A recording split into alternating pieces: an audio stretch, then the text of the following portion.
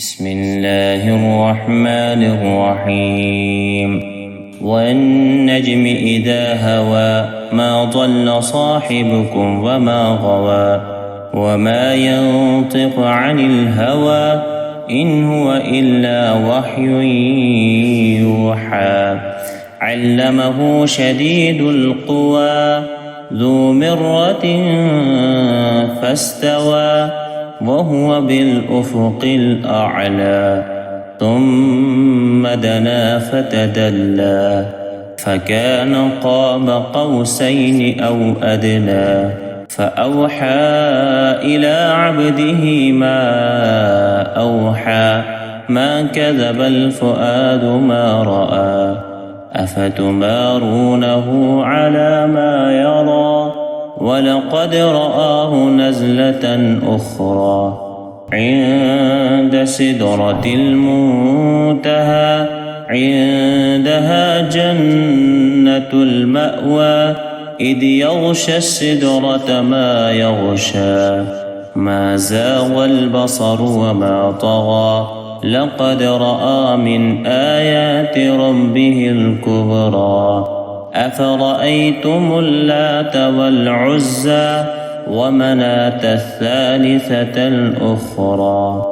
ألكم الذكر وله الأنثى تلك إذا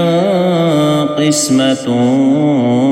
ضيزى إن هي إلا أسماء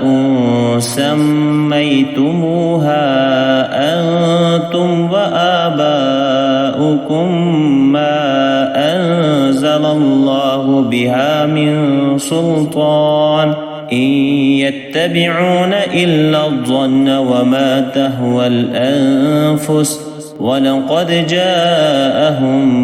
من ربهم الهدى أم للإنسان ما تمنى فلله الآخرة والأولى وكم من ملك في السماوات لا تغني شفاعتهم شيئا إلا من بعد أن يأذن الله لمن يشاء ويرضى إن الذين لا يؤمنون بالآخرة ليسمون الملائكة تسمية الأنثى